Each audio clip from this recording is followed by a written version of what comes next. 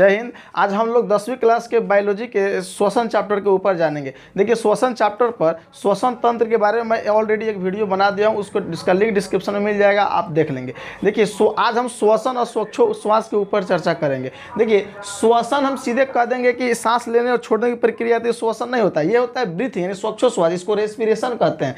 देखिए श्वसन एक बहुत सारी क्रियाओं का एक सम्मिलित रूप है, यानी बहुत सारी क्रिया जब एक साथ हो जाता है तब उसको हम श्वसन कहते हैं। जैसे हमने सांस ऐसे खींच लिया, सांस खींच लिया, अब वो ऑक्सीजन कहाँ चला गया? सांस लेने में तो हमारे सारी गैस जाता है, लेकिन ऑक्सीजन उपयोग में आता है, इसलिए हम ऑक्सीजन बोल रहे हैं। हमारा सांस ले लिया ऐसे, तो कहाँ चला गया? फेफड़ा में। अब फेफड़ा में चला गया वायु कोश में, एल्वियोलाई में गया, और वहाँ के उसकी दीवारों में हीमोग्लोबिन होता है, और इस हीमोग्लोबिन से ऑक्सी हीमोग्लोबिन बना करके वो ब्लड से द्वारा शरीर की विभिन्न कोशिकाओं में चला जाता है। कोशिकाओं के कोशिका द्रव्य में जाता है, और कोशिका द्रव्य के अंदर होता है माइटोकॉन्ड्रिया। उस माइटोकॉन्ड्रिया में कुछ कोशिकीय ईंधन, यानी कोशिकीय ईंधन कहा जाता है ग्लूकोज, यानी कि जिसको हम C6H12O6 कहते हैं। इसी से हमें शरीर में ऊर्जा मिलता है। ये ग्लूकोज का दहन होता है, इसका विखंडन होता है कुछ विशिष्ट एंजाइमों द्वारा। माइटोकॉन्ड्रिया में इस ग्लूकोज का विखंडन ऑक्सीजन की उपस्थिति में होता है, यानी ऑक्सीजन सांस के द्वारा जो श्वसन के द्वारा वहां पर पहुंचा हुआ है, तो ये इससे रिएक्शन करता है। कुछ विशिष्ट एंजाइमों द्वारा ये रिएक्शन करके ये कार्बन डाइऑक्साइड, जल और एटीपी का निर्माण करता है, यानी ऊर्जा का निर्माण करता है। एटीपी एक बार में लगभग 40 एटीपी का अणु बनता है, जिसमें से 2 वहीं खर्च हो जाता है, और 38 का पैकेट बन के हमारे शरीर में ये जाता है, जिसको हम लोग एटीपी कहते हैं। इसी से एडेनोसिन ट्राइफॉस्फेट कहते हैं। इसी एटीपी से को ऊर्जा कहा जाता है। जैसे मैं बोल रहा हूँ मेरा एटीपी खत्म हो रहा है, यानी ये एटीपी हमारे शरीर में ये ग्लूकोज के विखंडन से बनता है, यानी कि इसी से हमें एनर्जी मिलता है। देखिए, और हमारा शरीर इसी से गर्म रहता है। लोग सर्दी के दिनों में हम लोग रजाई ओढ़ते हैं या कंबल ओढ़ते हैं या ऊनी मोटे कपड़े को पहनते हैं, क्यों? ताकि हमको गर्मी मिले। देखिए उस कपड़े में गर्मी नहीं रहता, हमारे शरीर के गर्मी को वो घेरने का काम करता है। अगर हमारे शरीर की गर्मी को अगर घेर लिया जाए तो उस गर्मी से हमारा शरीर को गर्मी मिलता है। ऐसा नहीं कि वो अलग से वो हमको गर्मी देता है, या रजाई या हो या कंबल हो या कोई भी मोटा या ऊनी कपड़ा हो, वो हमारे शरीर की गर्मी को घेर लेता है, ये गर्मी को बाहर जाने नहीं देता है। अब वहीं गर्मी के दिनों में अगर ज़्यादा गर्मी होता है तो हमको पसीना निकलता है, उस पसीना द्वारा गर्मी बाहर निकलते रहता है, क्योंकि ज़्यादा गर्मी भी शरीर के लिए हानिकारक है। हम लोग जब तेज़ काम करते हैं या एक्सरसाइज करते हैं या दौड़ते हैं तो हमारा सांस फूलने लगता है, यानी कि बहुत तेज ऐसे सांस चलने लगता है। इसकी वजह क्या है? इसकी वजह ये है कि हमारा शरीर में ज़्यादा ऊर्जा चाहिए। ज़्यादा ऊर्जा चाहिए तो ज़्यादा ग्लूकोज का विखंडन होना चाहिए, तो ज़्यादा विखंडन करने के लिए हमें ऑक्सीजन की ज़्यादा आवश्यकता होना चाहिए। तो हम जब ज़्यादा तेज काम करते हैं तो माइटोकॉन्ड्रिया यानी कहता है कि हमको ज़्यादा ऑक्सीजन दो, हमको ज़्यादा ऑक्सीजन दो, तो उसको ज़्यादा ऑक्सीजन चाहिए। वो किसको कहता है? ब्लड को कहता है कि ज़्यादा ऑक्सीजन दो। देखिए ये सारी क्रियाएं दिमाग द्वारा कंट्रोल होता है, ब्रेन द्वारा, लेकिन मैं ऐसे समझा रहा हूँ। ये माइटोकॉन्ड्रिया मांगता है ऑक्सीजन, क्योंकि हमारा शरीर, दिमाग तो है, शरीर हमारा व्यस्त है, किसी काम को करने में बिजी है कि हमको काम इतना निपटा देना है, तेज दौड़ना है या एक्सरसाइज खूब जल्दी जल्दी करना है, हाँ कोई चीज़ भारी काम करना है, तो क्या होगा कि ज़्यादा ऊर्जा की ज़रूरत होगा। ज़्यादा ऊर्जा की ज़रूरत होगा तो हमें ज़्यादा ऑक्सीजन की ज़रूरत होगा, और ज़्यादा ऑक्सीजन के लिए हम क्या करेंगे? माइटोकॉन्ड्रिया कहेगा कि हमको ऑक्सीजन दो। हमारा शरीर मांगेगा कि हमको ऊर्जा दो, तो माइटोकॉन्ड्रिया कहेगा हमको ऑक्सीजन दो। अब ऑक्सीजन माइटोकॉन्ड्रिया कहेगा ब्लड को दो, ब्लड क्या करेगा? ब्लड कहेगा कि हृदय को कि तुम तेज धड़को। इसलिए हम लोग दौड़ते हैं या अचानक कोई तेज काम करना होता है, हमारा धड़कन बढ़ जाता है, तेज धड़को, ताकि ब्लड का जो रेस्पिरेशन सिस्टम है तेज होने लगे, यानी ब्लड का संचरण जो है तेज होने लगे, जिससे जल्दी ब्लड फेफड़ा से निकलते हुए जाए, जल्दी ऑक्सीजन ले जाए। यानी कि ये कहता है कि जल्दी हमको ऑक्सीजन दो, ले आओ, जल्दी लिया के दो, जल्दी, यानी कि तेजी में हमको ऑक्सीजन दो। माइटोकॉन्ड्रिया कहता है। अब ब्लड कहता है फेफड़ा को जल्दी दो, एकदम जल्दी तेजी दो, ताकि हमको ऊर्जा की जरूरत बहुत ज़्यादा है, शरीर को ऊर्जा की जरूरत बहुत ज़्यादा है, ले आओ, एकदम ले आओ, जल्दी ले आओ। यहाँ पर ये ऑक्सीजन को तेजी में मांगता है, और ऑक्सीजन को कहाँ से? फेफड़ा में आएगा। ब्लड कहाँ पे आएगा? फेफड़ा में।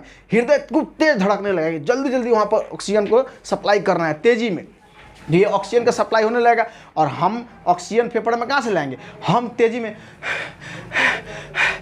ऐसे सांस लेंगे खूब तेज में, तब तो ऑक्सीजन मिलेगा ना। और देखिए ये क्रिया जब होता है ना, तो यहाँ पर तब हमको ऊर्जा मिलता है। ऊर्जा मिलता है तो यहाँ पर उष्मा भी निकलता है, हीट निकलता है, तो उस उष्मा को हमारे शरीर में ज़्यादा नहीं होना चाहिए। उस उष्मा, हमारे शरीर का टेम्परेचर 37 डिग्री सेल्सियस यानी 98.6 फ़ारेनहाइट होना चाहिए। तो ज़्यादा उष्मा भी तो होगा ना, तो उतना उष्मा को क्या करेगा शरीर, उतना उष्मा को शरीर से बाहर निकालना है, वरना हमारा शरीर काफ़ी ज़्यादा गर्म हो जाएगा, हम बीमार पड़ जाएंगे, हम मर जाएंगे, हीट होकर शरीर जल जाएगा।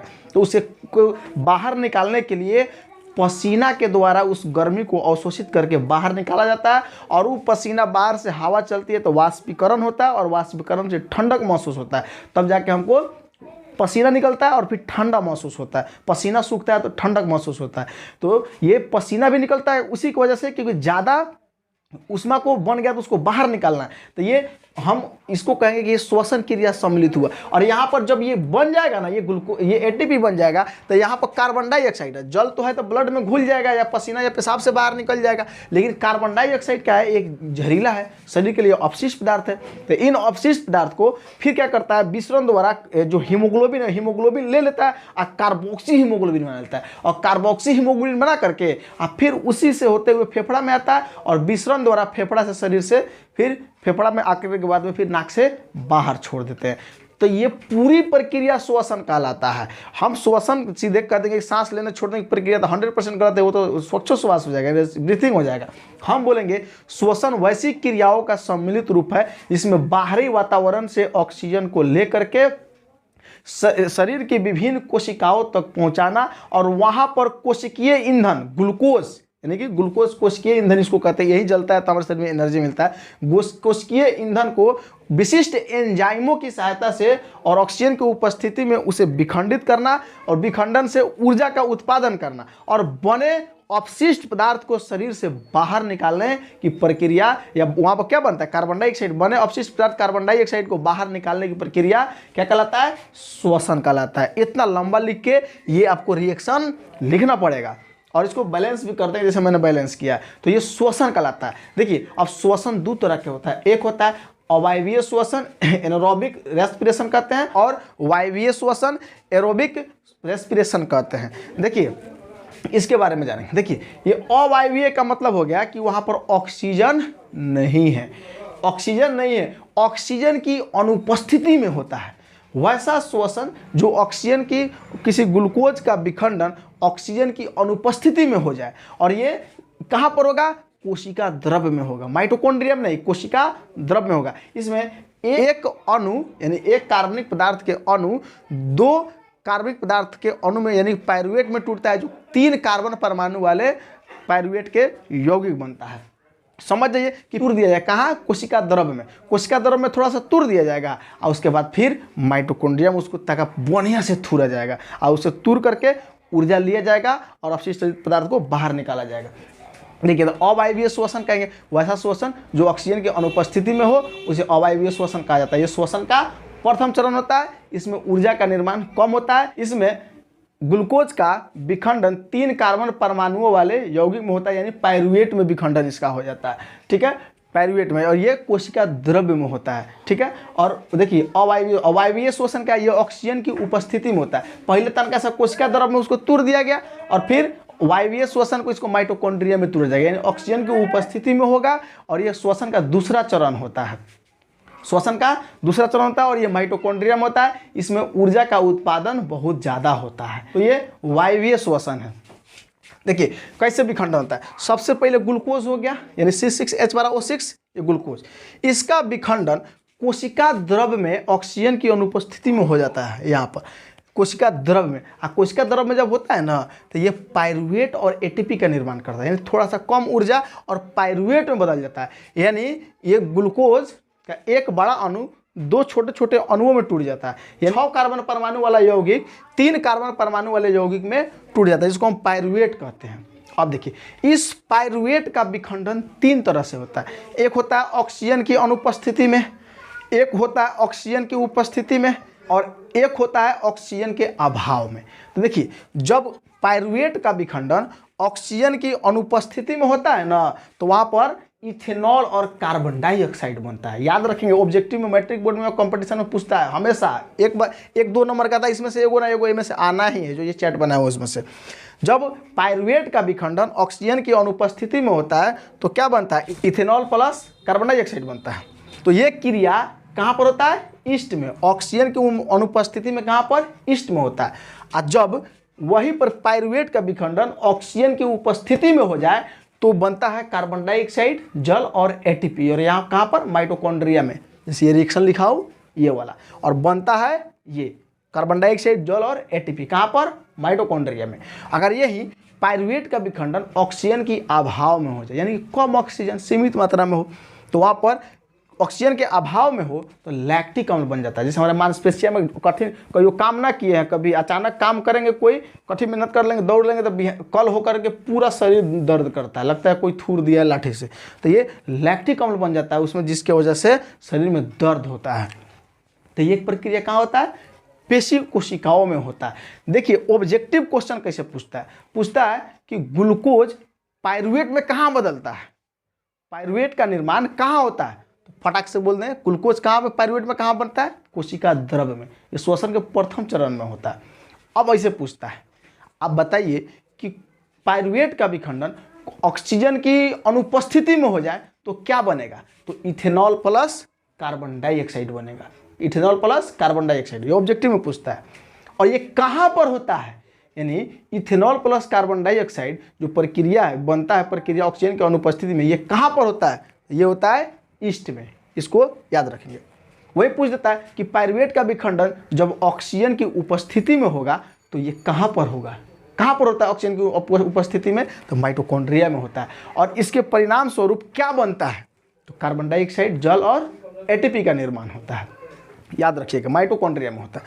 उसके बाद ऑक्सीजन के अभाव में जब पायरुवेट का विखंडन होता है तो क्या बनता है, तो ये बनता है लैक्टिक अम्ल। और कहाँ पर, पेशी कोशिकाओं में होता है। तो याद रखेंगे, ये बहुत ही इंपॉर्टेंट है। ऑब्जेक्टिव क्वेश्चन में हर साल मैट्रिक बोर्ड में इसमें से घुमा फिरा के एक ना एक आता है, और कॉम्पिटेटिव एग्जाम में भी इसमें से एक ना एक कोई आता है। श्वासोच्छ्वास के बारे में अब हम जानेंगे। श्वासोच्छ्वास क्या है, देखिए श्वसन जो मैंने बताया वो दूसरा है और श्वासोच्छ्वास दूसरा है। श्वसन का इंग्लिश होता है रेस्पिरेशन, और श्वासोच्छ्वास को कहते हैं ब्रीथिंग। ब्रीदिंग भी बोलते हैं, इसको ब्रीथिंग बोलते हैं, ठीक है। ब्रीथिंग का मतलब हो गया सांस लेना और छोड़ना। सांस लेने और छोड़ने की प्रक्रिया को श्वासोच्छ्वास कहा जाता है। जैसे हम सांस छोड़ दिए लेके, ये श्वासोच्छ्वास हो गया। इसमें कोई नया पदार्थ नहीं बनता है और इसमें कोई रासायनिक प्रक्रिया नहीं होता है, कोई रिएक्शन नहीं होता है। सांस लेने और छोड़ने की प्रक्रिया को श्वसन करते हैं, यानी कि अंदर खींचना और बाहर छोड़ना। देखिए सांस, श्वासोच्छ्वास का दो प्रक्रिया है, एक अंदर खींचना, जैसे हम करेंगे खींच लिया अंदर, एक बाहर छोड़ना, यानी कि श्वासोच्छ्वास का अंदर खींचना और बाहर छोड़ना। ये दोनों प्रक्रिया जब काम हो जाता है, दोनों प्रक्रिया हो जाता है तो उसको हम श्वासोच्छ्वास कहते हैं। देखिए जब हम अंदर सांस खींचते हैं, जैसे खींच लिए तो उसको कहेंगे निश्वसन, और जब हम सांस छोड़ देंगे तो उसको कहेंगे निःश्वसन। देखिए थोड़ा थोड़ा का अंतर है, हिंदी में थोड़ा फर्क नहीं पड़ता है, लेकिन अंग्रेजी में कहते हैं इंस्पायरेशन, इसको कहते हैं एक्सपायरेशन। देखिए उसमें IN है, इसमें एक्स है, एक्सपायरेशन कहते हैं। देखिए जब हम अंदर खींचते हैं तो ऐसा नहीं है कि ऑक्सीजन ही सिर्फ जाता है, हवा में जितनी भी गैसें हैं वो सब जाता है। 78% नाइट्रोजन जाता है, 21% ऑक्सीजन जाता है, और 1% में बाकी सभी गैसें चली जाती है। जैसे नाइट्रोजन 78%, ऑक्सीजन 21% और कार्बन डाइऑक्साइड वायुमंडल में 0.03% है, तो ये चला जाता है। लेकिन जब हम सांस छोड़ते हैं तो ये नाइट्रोजन का कोई काम श्वसन में नहीं, सिर्फ ऑक्सीजन का है और कार्बन डाइऑक्साइड का है। देखिए तो जैसे जाता है नाइट्रोजन वैसा ही बाहर चला जाता है। ये नाइट्रोजन 78% गया, 78% बाहर आ जाता है।